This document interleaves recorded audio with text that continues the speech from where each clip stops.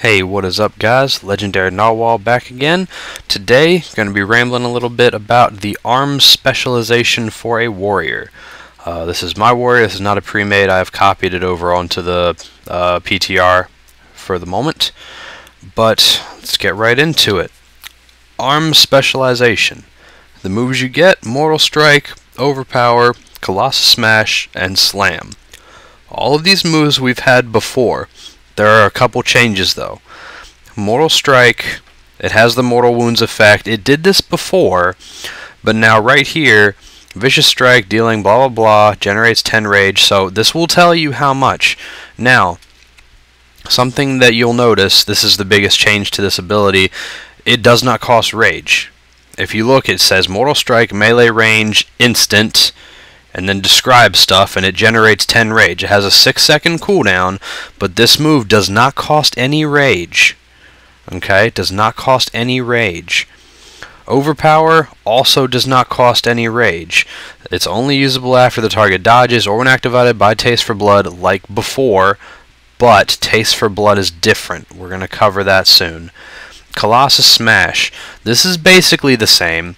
Strikes them for damage, weakens defenses, you bypass 100% of armor for 6 seconds. However, it now also causes the physical vulnerability effect on the target, which, as you see here, physical vulnerability weakens the constitution of an enemy target, increasing their physical damage taken by 4% for 30 seconds.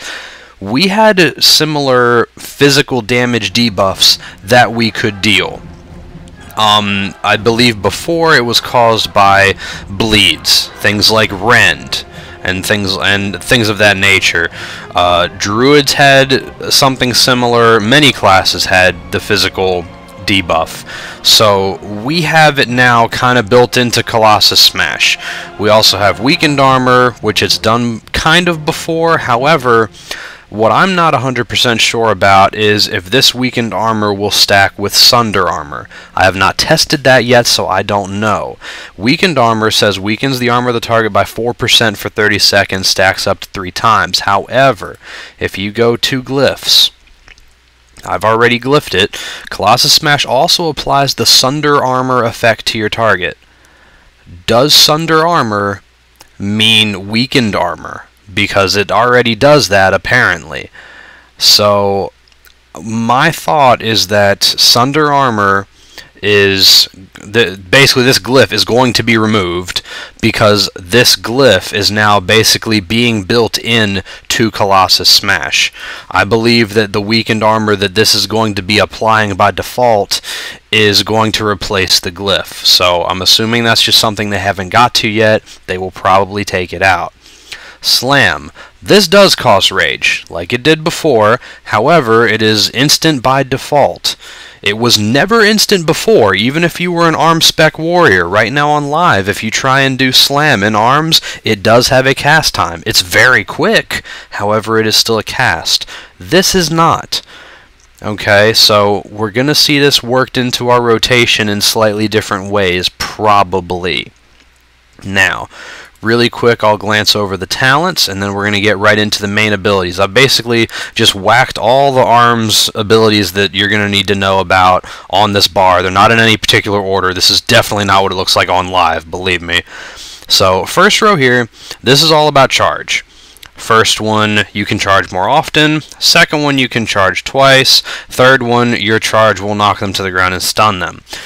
You can pretty much choose whatever you want. For now, I've picked Juggernaut. Typically, if you're soloing, if you kill things quick enough, you kind of want to be able to charge to the next mob, kill it, charge to the next mob, kill it.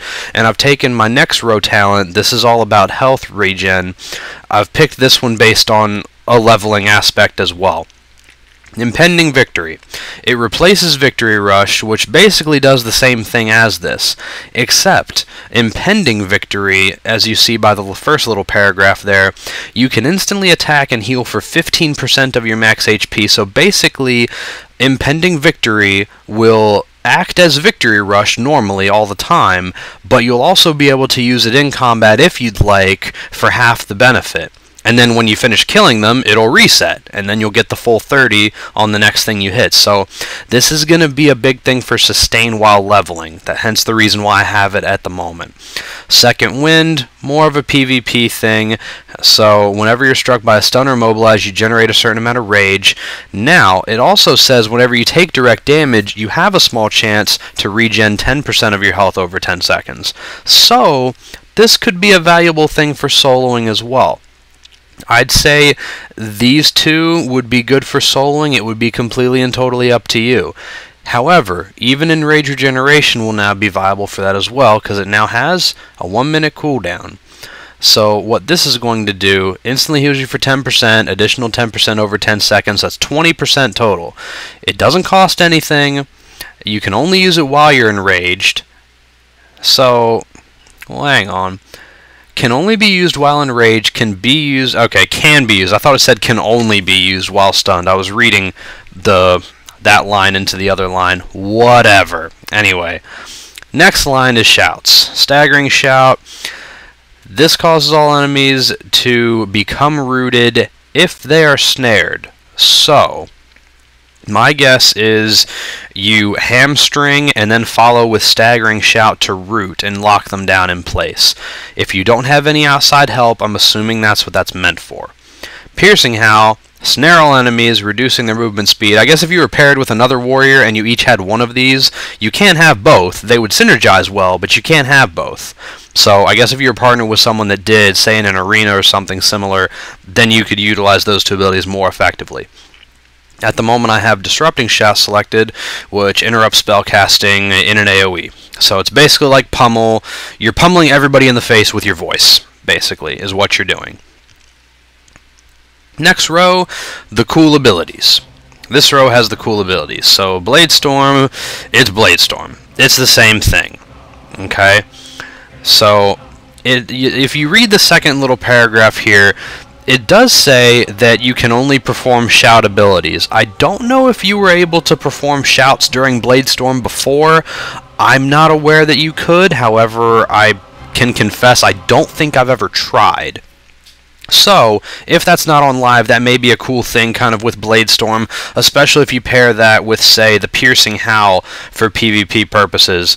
You charge them, you blow your Bladestorm, you blow Piercing Howl, so that now they are just stuck there. Or, you charge them, hamstring them, Bladestorm, and then if they really start to get away, Staggering Shout to root them, then you're just spinning in their face. That could be pretty cool.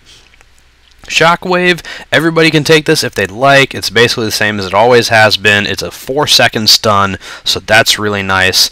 Right now I have Dragon Roar selected simply because, come on, it's fucking Dragon's Roar. Why not? Why would I take, like, Shockwave when I can have Dragon Roar? I haven't even done this yet. That's actually kind of lame. Anyway, let's not worry about that. So it knocks them down for 5 seconds. It's always a critical strike, it claims. So this knocks people down for 5, this stuns for 4, this does loads of damage. Take your pick. Next one, defensive abilities. I have Mass Spell Reflection selected at the moment for if I ever do like a dungeon or a raid. Honestly, I can completely confess that I don't even have a shield in my inventory, just period. Actually, I lied. I have the Barricade of Eternity from old school Malagos. But that's it, and I'm not going to be using that for tanking at this time. So, no reason for that.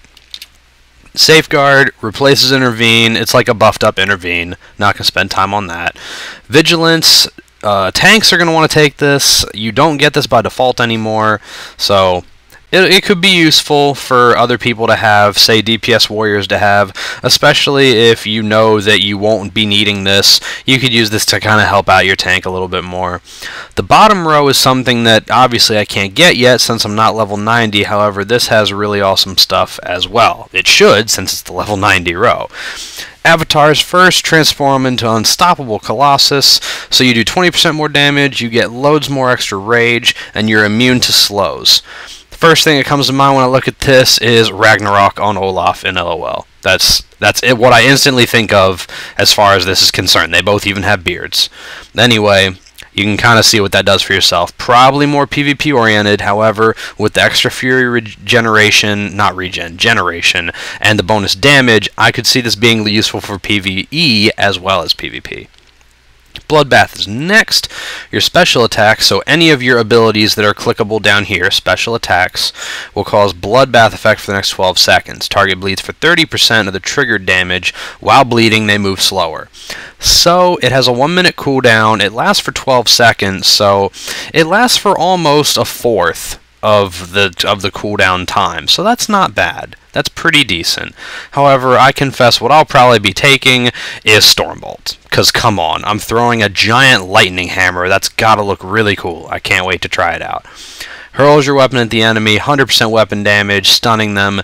It does a bunch of damage if they're immune to stuns, meaning you can use this on bosses similar to how Frost Mages right now use Deep Freeze to do bonus damage. So hopefully that'll hit pretty hard. That'll make it a decent choice, I think. That'll make it a decent pick. Now, jumping right into the abilities down here, we've got Mortal Strike. Kinda already talked about that. Gonna skip over that for now.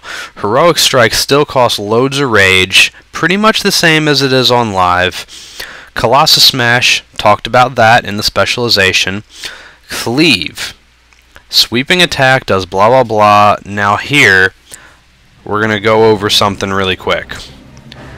Because inside your spellbook here, if you're arms, if you scroll over,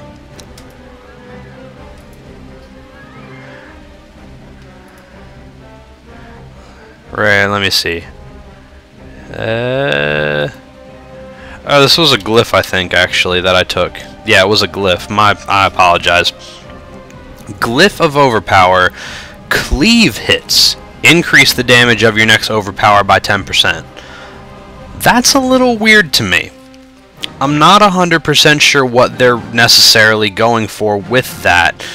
Increases the number of your targets you cleave by 1 or 3 when enraged. So that'll give you more AoE power, but that's not really going to help you so much with this. And then the move itself, it only deals 75% weapon damage.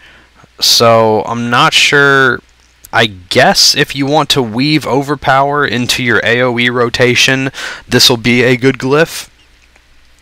I'm not really seeing a big use other than that, however, since you're not going to really get any benefit of this glyph when you're fighting single targets, mostly because, okay, yeah, your overpowers are going to hit for 10% more, that's great, but to get that 10% more damage on this move, you're sacrificing at least 25% of your weapon damage, seeing as you must prerequisite your overpower with Cleave for that glyph to activate, and Cleave only does 75% weapon damage.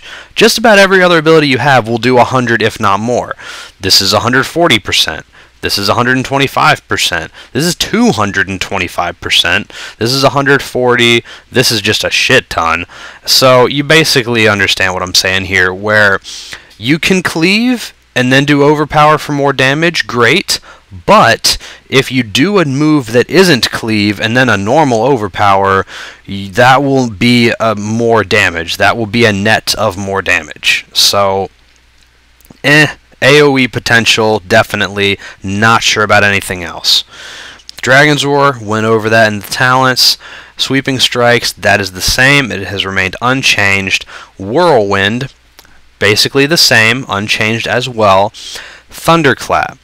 Some of you are like, why is this on an Arms Warrior bar? Well, this is on an Arms Warrior bar for AoE purpose. At the moment on live, you have the ability to do Blood and Thunder. If you side-spec into protection for a couple points, you have the ability to spread rend to your other targets with Thunderclap. Inside your spellbook, we have Blood and Thunder, just as an ability. Your Thunderclap also applies Deep Wounds, meaning we can create Deep Wounds on targets in an AoE. Now, if you're listening to what I was saying, and you've been looking at this bar pretty carefully, you're probably like, Legendary Narwhal, what the hell's wrong with you? Where's Rend? What are you doing? Well, my answer to that is this. Page 1, Page 2, Page 3, Page 4, now we're into passive abilities, so it's not over here. Rend is gone. we do not have rend anymore. So, your first thought if you are an arms warrior should be, oh my god, Taste for Blood, what the hell did they do to screw it up? It's okay. It's not really as bad as you might think it is.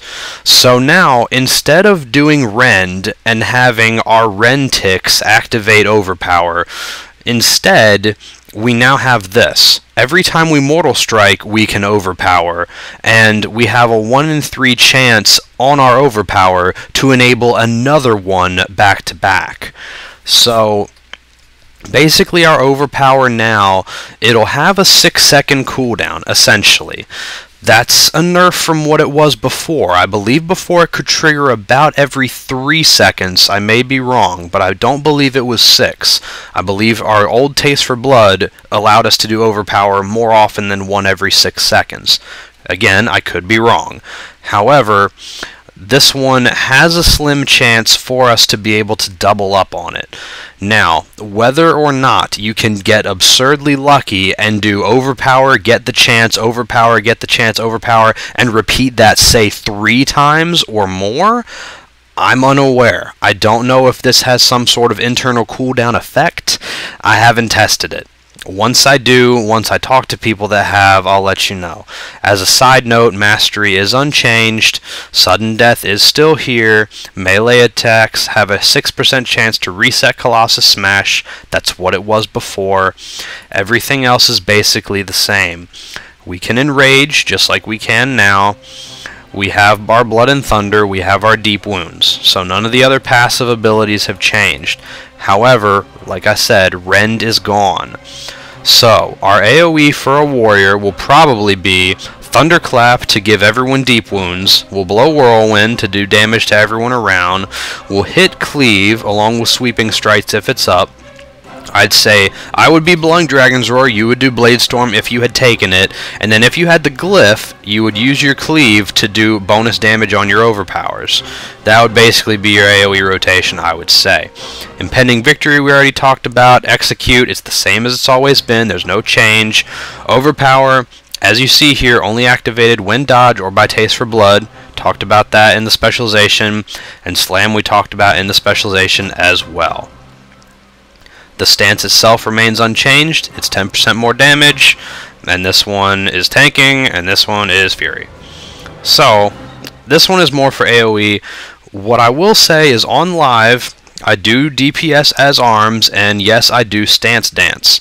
If you're unaware what that is, that basically means, well, first, let me see if I have macros here. No, I do not. Okay. What Stance Dancing is, really quick, is just instead of having a button for Mortal Strike, you make a macro that says Stance, Berserker Stance, and then cast Mortal Strike. At the moment, you do not want to Stance Dance.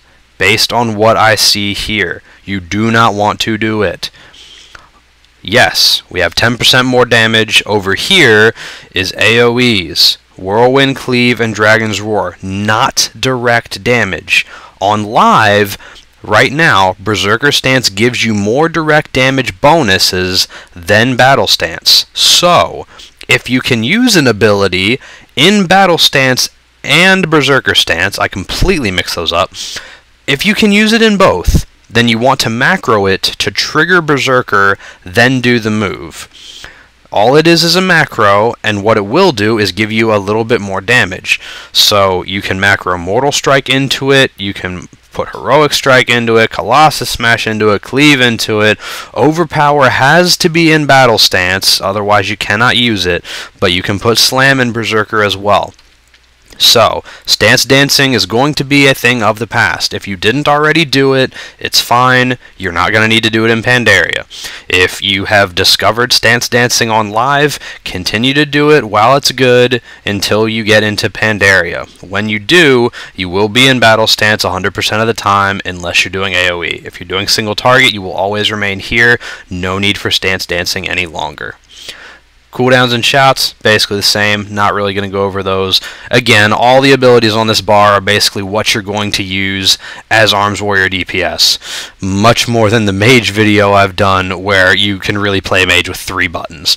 Arms Warrior, your bar is pretty full. Some of this you won't use in a raid environment, but a lot of this is probably going to see some use. Okay, so there you go. That was it. Did the specialization, talked a little bit about the talents. I'm not really going to go through the glyphs because, as I'm saying here with Colossus Smash, it's my belief that a lot of these glyphs are probably going to end up being changed. As you see here, some of them are not even implemented yet, so I don't really want to bother talking about glyphs as of right now when there's still so much more time left in the beta, and a lot of them will probably end up changing.